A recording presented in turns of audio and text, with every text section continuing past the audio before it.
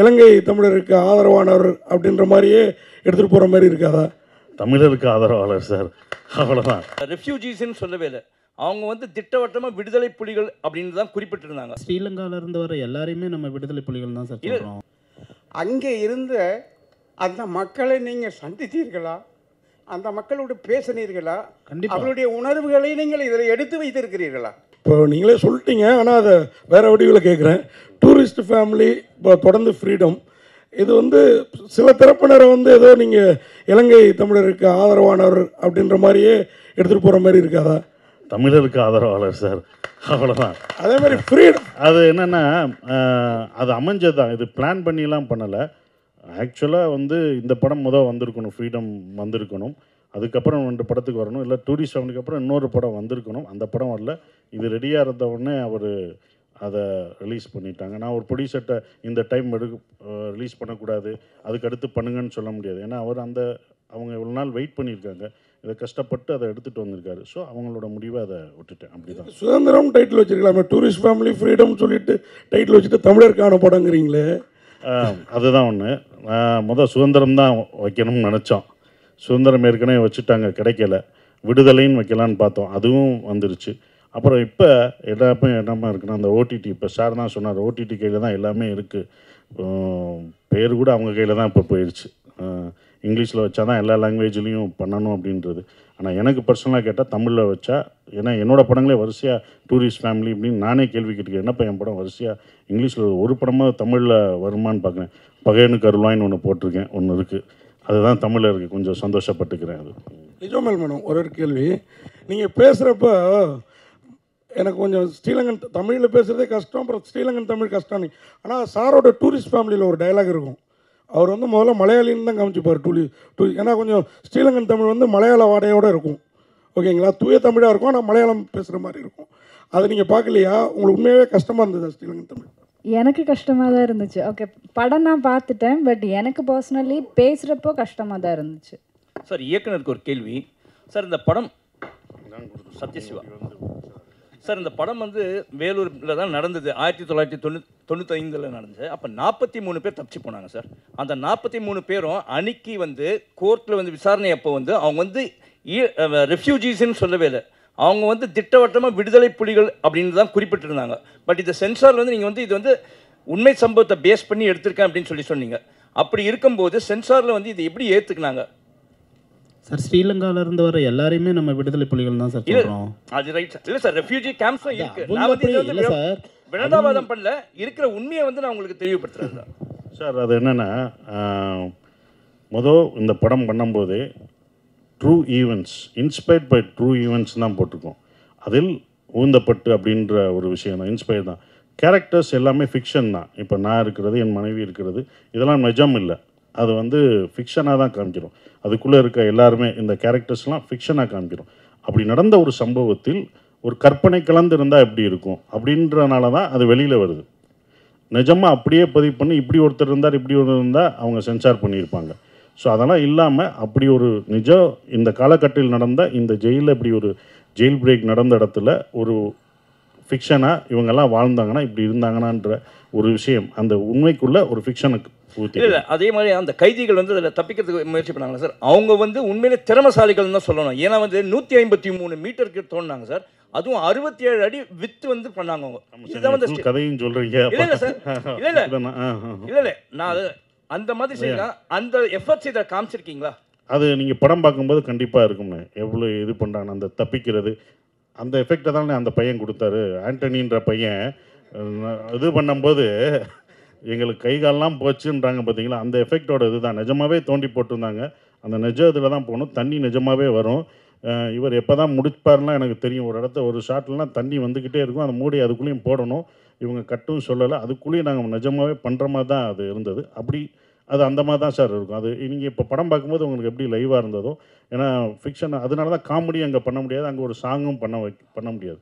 ஏன்னா ஒரு நிஜம் நடந்த ஒரு சம்பவத்தை அது ஃபிக்ஷனோட சொல்லும்போது அது பண்ணக்கூடாதுன்னு உங்களுக்கு அது தெரிஞ்சிருக்கு.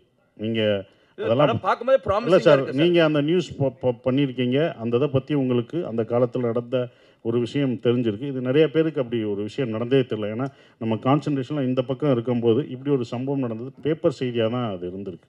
அதான் வந்திருக்கு சார். Thank you sir.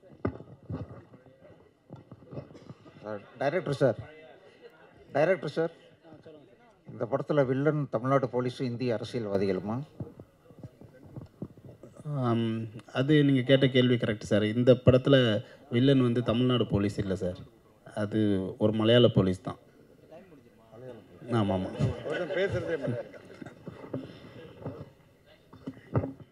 சார்.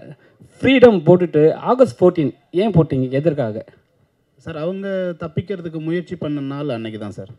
அன்னைக்கு முயற்சி பண்ணாங்க, நம்மளுக்கு எப்போ கிடச்சிது? என்ன சார் இது கூட உங்களுக்கு தெரியாது சார்? இப்போ என்னன்னா நாங்கள் எப்படி எடுத்துப்போம் அதை சார்? ஃப்ரீடம் சார், இந்த கதையில் அவர் ஃப்ரீடம் ஆகஸ்ட் 14 போட்டது நமக்கெல்லாம் ஆகஸ்ட் 15 தான். அவங்க தப்பிச்சாங்க பாருங்க, அது ஆகஸ்ட் 14. அவங்களுக்கு ஃப்ரீடம் ஆகஸ்ட் 14. அதான் சார். இப்போ அதே மாதிரி சீனில் ஒன்று காட்டியிருப்பீங்க, இப்போ இருக்கிற ஆட்சி முறையை வந்து அவங்க வந்து லாஸ்ட் டைம் வந்து பண்ணும்போது ஒரு பெரிய விஷயம் ஆக்குனாங்க, சரிங்களா? இப்போ சொல்ல வேணாம், ஆனால் வந்து அந்த கொடியை காட்டியிருக்கீங்க, அந்த போராட்ட கொடியில் வந்து டிஎம்கே கொடி இருக்குது. இப்போ ஏதாவது பிரச்சனை பண்ணாங்கன்னா என்ன பண்ணுவீங்க? இல்லை சார், இது கொடியே இல்லை சார், அது சென்சாரில் அதெல்லாம் எதுவுமே காமிக்கலை சார், அதில் கிடையாது சார். இல்லை சார், அந்த போராட்டம் ஒரு சீன் காட்டுவீங்க, அதில் இருந்து பிளாக் அண்ட் ரெட். இல்லை, அது போட்டால் அது சென்சார், அது இதில் தான் இருந்திருக்கும். மேபி இந்த யூடியூப்பில் உங்களுக்கு காமிச்ச வெர்ஷனில் தான் இருந்திருக்கும். அது வந்து எதுலேயுமே வரல, படத்துலையோ யூடியூப் சேனல்லையோ வரல. உங்களுக்கு ரெண்டு காமிச்சாங்க பார்த்தீங்களா? ஒன்று இவங்க இப்போ உங்களுக்காக காமிக்கப்பட்டது ஸ்பெஷல், இன்னொன்று வந்து யூடியூப்லேயும் தேட்டர்லேயும் வரப்போகிற ட்ரெய்லர் வராது சார். சசி சார், இந்த டூரிஸ்ட் ஃபேமிலி படம் 90 கோடிக்கு மேலே வந்திருக்கு, கிட்டத்தட்ட 100 கோடி வந்திருக்கு. ரொம்ப சந்தோஷமாக இருக்கீங்க. அந்த தாக்கம் பாதிப்புலாம் அடுத்தடுத்த படங்களில் உங்களோட தனிப்பட்ட இதில் ஏதாவது பிரதிபலிக்கா? எப்படி இருக்குது சந்தோஷம்? தனிப்பட்ட பிஸ்னஸில், சம்பளத்தில், அடுத்தடுத்த விஷயங்களில்? அதான் அன்றைக்கே நீங்கள் கேட்டதுக்கு பதில் சொல்லிட்டேன்ல. உங்களுக்கு தான் அந்த பதிலே அன்றைக்கி சொன்னேன், நீங்கள் கேட்டதுக்கு தான் அன்றைக்கி பதில் சொன்னேன். அதை நான் உங்கள்கிட்ட சொல்லிட்டு போயிட்டேன்.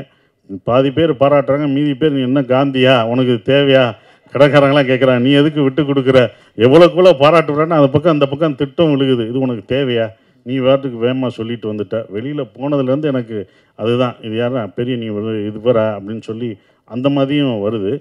அது இன்னொன்று புரிஞ்சுக்கணும், நிறைய பேர் அந்த படம் வெற்றி அடைஞ்சனால, டூரிஸ்ட் ஃபேமிலினால நான் நிறைய இதாகிட்டேன்ட்டு அப்புறம் என்ன, அதாவது அப்போ இன்ட்ரெஸ்ட்லாம் போடாமல் இருப்பாங்கல்ல, விட்டு கொடுத்து அவங்கெல்லாம் கொடுத்துருப்பேன்ல, அப்புறம் என்ன இன்ட்ரெஸ்ட் கொடுக்கலாம்ல, டூரிஸ்ட் ஃபேமிலி அவ்வளோ போதேன்னு படத்தில் இருக்கவங்களே கேட்குறேன். சொன்னேன், அது ப்ரொடியூசருக்கு போங்க, எனக்கு கரெக்டாக வந்த சம்பளம் வந்தால் போதும் அப்படின்னு தான் இருந்தேன். அது ப்ரொடியூசருக்கு தான், நமக்கு இல்லை. $1 மில்லியன் அவங்களுக்கு தான் அந்த டாலர்லாம் போயிடுச்சு. டைரக்டர், நீ எப்போ வந்த? அப்படியா? இங்கே தான் இருக்கேன், அவனை பார்க்கவே இல்லையா? இல்லை, இந்த இலங்கை தமிழர் அது சம்பந்தமாக எடுத்தாவே இங்கே இருக்க முக்கிய ஒரு அரசியல்வாதியை மேடைக்கு வர வச்சுருவாங்க. நீங்கள் நடந்த சம்பவத்தை எடுத்திருக்கீங்க, அவருக்கு கண்டிப்பாக போயிருக்கும். நீங்கள் அவர்கிட்ட பேசுனீங்களா அந்த அரசியல்வாதிக்கிட்ட? ஏன்னா அவர் தான் மிக முக்கியமாக வந்து எப்போ பார்த்தாலும் மேடையில் பேசுவார். இல்லை சார், நாங்கள் இந்த படத்தில் வந்து அப்படி அரசியல் சம்மந்தமாக யாருக்கிட்டையுமே பேசலை. ஆனால் உண்மையாக பாதிக்கப்பட்டவங்கக்கிட்ட நிறைய பேசியிருக்கோம், அவங்களோட இன்புட்ஸ் நிறைய எடுத்திருக்கோம்.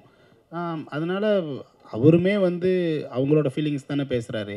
ஸோ அவர்கிட்ட போய் பேசுகிறதுக்கு பாதிக்கப்பட்டவங்ககிட்டே பேசிடலாம்ல, அதுதான். எக்ஸ் பிரைம் மினிஸ்டர் அவர் சொன்ன மாதிரி வருது இல்லை, அது கரண்ட் பிரைம் மினிஸ்டர் தான் அப்போ அவர் இருக்கும்போது. இல்லை அவர் எக்ஸ் பிரைம் மினிஸ்டர் தான். ஸோ அதை இதுலேயே போட்டிருக்கீங்க. ஸோ அதுவே பெரிய ஒரு அந்த வார்த்தையே பெரிய அழுத்தமான வார்த்தை இல்லை, இது சென்சார் போகும்போது. ஸோ அதை எப்படி ஹேண்டில் பண்ணுவீங்க? இல்லை சார், அதான் கதையாகவே ஒரு உண்மையான நடந்த கதை தானே, உண்மைக்கு நெருக்கமான கதைன்னும் போது அவங்க அதை அலோவ் பண்ணுறாங்க சார். ஆல்ரெடி சென்சார் ஆகிடுச்சு, யூஏ சென்சார் ஆகிடுச்சு. ஆமாம் சசிண்ணா, ஒரு அண்ணா, நிறைய பேர் இப்போ சொல்கிறாங்க சசி வந்து பெரிய பெரிய படம் பண்ணுறாரு, ஆனால் சம்பளம் வந்து அதே சம்பளம் தான் வாங்குறாருன்னு சொல்லிட்டு பரவாயில்ல ஒரு பேச்சு இருக்குது. உங்கள் வார்த்தையில் கரெக்டாக சொல்லுங்கள் என்ன நடக்குதுன்னு. என்னென்னா, நீங்கள் சம்பளம் வந்து அதே சம்பளம் தான் வாங்குறீங்க, சம்பளம் ஏற்ற மாட்டேன்னு ஒரு விஷயம் சொல்லியிருக்கீங்களா? அது உண்மையா என்ன? உண்மைதானே, அதான் இப்போ அவர்கிட்ட புலம்பிக்கிட்டு இருந்தேன். அதை சொன்ன பிறகு தான் எல்லாமே இதாகுது. அது உண்மை தானே, யாரும் தர்றதில்லை. நடித்தது கொடுத்ததே வந்தாலே சந்தோஷம்தான். அதான் அப்படி தானே. இது சத்யசிவா சாருக்கு. வாழ்த்துக்கள் சசி, உங்களுக்கும் உங்கள் படக்குழுவுக்கும். ரொம்ப சிறப்பான ஒரு படம் எடுத்திருக்கீங்க. உங்கள் ஆர்ட் டைரக்டர் பேசும்போது ரொம்ப நெகிழ்ச்சி பூர்வமாக இருந்தது. அவர் வந்து வாழ்க்கையில் இங்கே வந்து அதே கஷ்டங்களை பட்டிருக்கேன் அப்படின்னாரு. இந்த மாதிரி ஒரு உண்மை சம்பவத்தை எடுக்கும்போது ஒரு பெரிய லெவலில் ரிசர்ச் பண்ணியிருப்பீங்க இல்லையா? அந்த ரிசர்ச்சுக்கான முயற்சிகளை பற்றி கொஞ்சம் விவரமாக சொல்லுங்களேன் ப்ளீஸ். சார், இப்போ அவர் சொன்ன மாதிரியே நாங்களுமே ஒரு 5 ஜென்ரேஷனுக்கு முன்னாடி ஸ்ரீலங்காவிலேருந்து வந்தவங்க தான். அவர் சொன்னார், நான் சொல்லலை. இது வந்து படிக்கும் போதே ஒரு இன்ட்ரெஸ்டிங்காக இருந்தது சார். ஏன்னா இது எல்லாருக்குமே தெரிஞ்சிருக்கு. ஆனால் அந்த 90s இருந்த முக்கியமாக ரைட்டர்ஸ் நிறைய பேருக்கு தெரிஞ்சிருக்கு, நிறைய பேர் இதை பற்றி பேசியிருக்காங்க. ஆனால் இப்போ இருக்கிறவங்களுக்கு இதை பற்றி தெரியல. ஆனால் இது சொன்னால் ரொம்ப ஒரு வெறும் வலி மட்டும் இல்லாமல் அதில் ஒரு வீரம் இருக்குது சார் ஆக்சுவலாக. ஏன்னா அவர் சொன்ன மாதிரி அந்த ஒரு 106 மீட்டரை தாண்டி போகிறதுல ஒரு வீரம் இருக்குது ஆக்சுவலாக. அதுக்கு ஒரு பெரிய துணிச்சல் வேணும். அது எல்லாமே இதுக்குள்ளே இருக்குது சார். ஒரு படமாக பண்ணும்போது ஒரு ஹீரோயிசம் இருக்குது, ஒரு ஃபீல் இருக்குது, ஒரு ஸ்ட்ரகிள்ஸ் இருக்குது. ஸோ இதை ஏன் படம் பண்ணக்கூடாது அப்படின்ற ஒரு ஐடியாவுக்கு தான் நம்ம ஃபஸ்ட்டு வந்தோம்.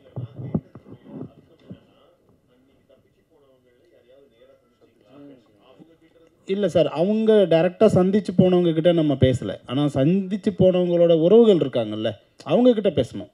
ஸோ அவங்க வந்து நிறைய விஷயங்கள் ஷேர் பண்ணிக்கிட்டாங்க. ஏன்னா அதில் தப்பிச்சு போனவங்க வந்து ஒரு 23 பேர் எங்கே போனாங்கன்னு தெரியல. அதில் பேலன்ஸ் இருக்கிறவங்க மட்டும்தான் அரெஸ்ட் ஆனாங்க. அரெஸ்ட் ஆனவங்க கூட அதுக்கப்புறம் வந்து அவங்க மேலே தப்பு இல்லை, வெறும் தப்பிக்க பார்த்தது மட்டும்தான் அவங்களோட எண்ணம் அப்படின்னு சொல்லி கவர்மெண்ட் அவங்கள ரிலீஸ் பண்ணிடுச்சு. ஸோ அதனால் அவங்க எங்கே இருக்காங்க அவங்களோட டீட்டெயில்ஸ் கிடைக்கல. நாங்கள் ஒரு 10 முகாமுக்கு போனோம். அந்த 10 முகாமில் பேசும்போதும் அதுக்கு கனெக்ட் ஆனவங்க இருந்தாங்க. ஸோ இந்த கேஸ் சம்மந்தமாக கனெக்ட் ஆனவங்க, அப்போ இருந்தவங்க, அப்போ இதை பார்த்துருப்பாங்க இல்லையா, அவங்க நிறைய இன்புட்ஸ் கொடுத்தாங்க. இதுதான் நாங்கள் பண்ண ரிசர்ச். லிஜமோன் மேடம், நீங்கள் ஜெய் பீம் ஆகட்டும், இந்த படமாகட்டும், ஜெண்டில் உமன், காதல் என்பது படம் எல்லாமே உங்கள் வயசுக்கு மீறிய ஒரு மெச்சூர்டு ரோலாக நடிக்கிறீங்க. அது வந்து என்ன காரணம்? உங்களுக்கு வந்து ரொம்ப ஜாலியாக ஆடல் பாடல் அந்த மாதிரி இதெல்லாம் கமர்ஷியலாக நடிக்கணும்னு ஆசை இருக்கா, இல்லை இந்த மாதிரி கேரக்டராக உங்களை தேடி வருதா? எனக்கு வர கேரக்டர்ஸ் அதிகமும் இப்படி தான். எனக்கு பர்ஃபார்மன்ஸ் ஓரியன்ட் கேரக்டர்ஸ் பண்ண தான் பிடிக்கும், அவ்வளோதான். சசி சார், இங்கே இப்போது சில நடிகர்கள் பெரிய ஈவெண்ட் வச்சு அந்த மாதிரி இசை வெளியீட்டு விழாலாம் நடத்துகிறாங்க. உங்களுக்கு அந்த மாதிரி ஆசை இல்லையா? Nehru stadium etcetera etcetera. கேட்கவே சந்தோஷமா இருக்கு சார். நீங்கள் நல்ல மனிதர், உங்களுக்குன்னு ஒரு கூட்டம் இருக்கு இல்லையா? மதுரைக்காரங்களை எத்தனாலே வந்துடுவாங்க. ஸோ அதனால கேட்குறேன். வேணாம், இதுவே நல்லா தானே இருக்கு, வேற நல்லா தானே போய்கிட்டு இருக்கு. அப்புறம் எதுக்கு அதை உசுப்பி விடுற? இதுவே நல்லா இருக்கு. இது இப்படியே இருக்கிறது தான் எனக்கு பிடிச்சிருக்கு. ஸோ இது நல்லா இருக்கு. நான் இத்தனை வருஷமா அவங்கள தான்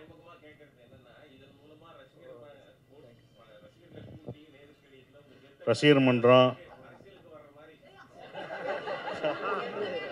இல்லை, அப்படி எனக்கு ஆக்சுவலாகவே எனக்கு அது எனக்கு பர்சனலாக அது பிடிக்கல. ஏன்னா இவங்க ஏற்கனவே ஒரு படம் அப்படி தான் வந்து காலேஜில் போய் காலேஜ் ஸ்டூடெண்ட்டை வர வச்சு அதை பண்ணணும் அப்படின்னு சொல்லும்போது அது வேணாம், அது ஒரு இன்ஸ்டிடியூஷனு, அங்கே போய் நம்மளுடைய படங்களை போய் ப்ரொமோட் பண்ண வேணாம் அப்படின்னு நான் பர்சனலாக நினச்சேன். அதனால தான் நான் நந்தன்லையும் பள்ளியும் டூரிஸ்ட் ஃபேமிலியும் 2 ப்ரொடியூசரை தப்பிச்சிட்டேன். இவர் கேட்கல, அதனால் இன்னும் தப்பிச்சிட்டேன்.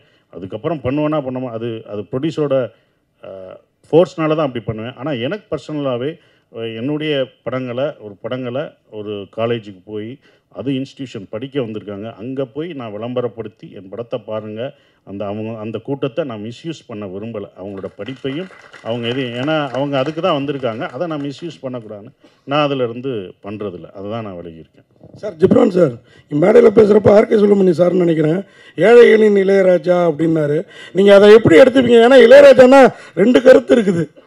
மியூசிக்லேயும் ஒரு சிறப்பு, எல்லாத்துலேயுமே சிறப்பு. நீங்கள் மியூசிக்கில் இன்னும் சிறப்பாக இருப்பீங்களா, இல்லை அவரை மாதிரி ஆக்டிவிட்டீஸ்லையும் இறங்கிடுவீங்களா?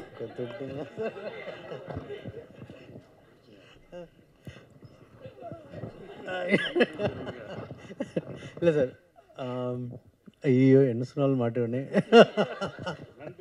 ஓகே, இல்லை சார், எனக்கு அவர் சொன்னது அது ரொம்ப பெரிய வார்த்தை, நான் அப்படி தான் பார்க்குறேன். பட் எனக்கு வந்து ஸ்கிரிப்ட், நான் இந்த யார் நடிச்சிருக்காங்க அது எல்லாம் பார்க்குறத விட எனக்கு ஸ்கிரிப்டு, டேரக்டர்ஸு, அப்புறம் சில நேரம் இப்போ வந்து எனக்கு படம் முடிஞ்சதுக்கப்புறம் எனக்கு வருது. இப்போது இவங்ககிட்ட கூட சொல்லிட்டு இருந்தேன், நாகராஜ்னு டேரக்டர், இவங்க ஆக்ட் பண்ணியிருக்காங்க.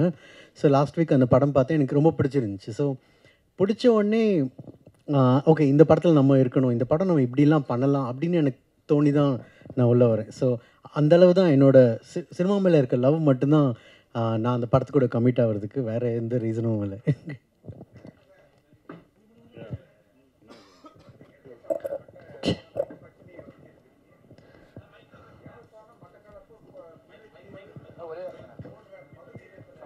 சார் ஒரே ஒரு நிமிஷம் சார், ஒரே ஒரு நிமிஷம் மைக்கு மட்டும் கொடுக்குறோம், இறுதி கேள்வியாக இருக்கட்டும்.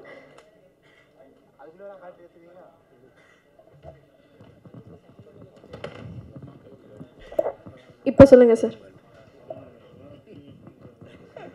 இலங்கையில் மிகவும் பாதிக்கப்பட்ட பகுதி யாழ்ப்பாணம், மட்டக்களப்பு, முல்லைத்தீவு, காரைத்தீவு, இந்த மாதிரி இடங்கள் தான் ரொம்ப பாதிக்கப்பட்டது.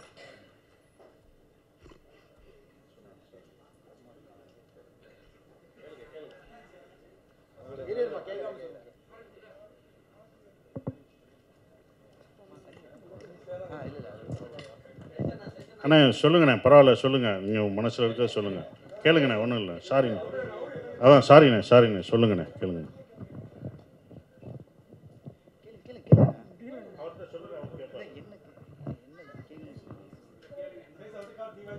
நான் இலங்கையில் இருந்தவன், அங்கேருந்து 83 நான் வந்துட்டேன். அதனால் கேட்குறேன், காரைத்தீவு, முல்லைத்தீவு, யாழ்ப்பாணம், மட்டக்களப்பு, திருகோணமலை, இந்த பகுதிகளில் தான் தமிழர்கள் அதிகமாக வாழ்கிறார்கள். அங்கே இருந்த அந்த மக்களை நீங்கள் சந்தித்தீர்களா? ஆமாம் ஆமாம் கண்டிப்பாக. அந்த மக்களோடு பேசினீர்களா?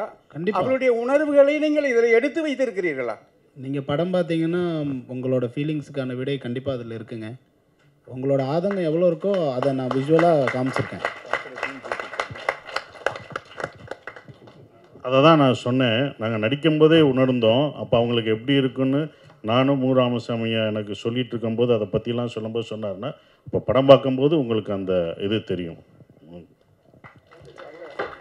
ரொம்ப ரொம்ப நன்றி. எனக்கு தெரிஞ்சு இந்த படத்தினுடைய மிகப்பெரிய வெற்றியாக அவர் கேட்ட கேள்வி இருக்கு.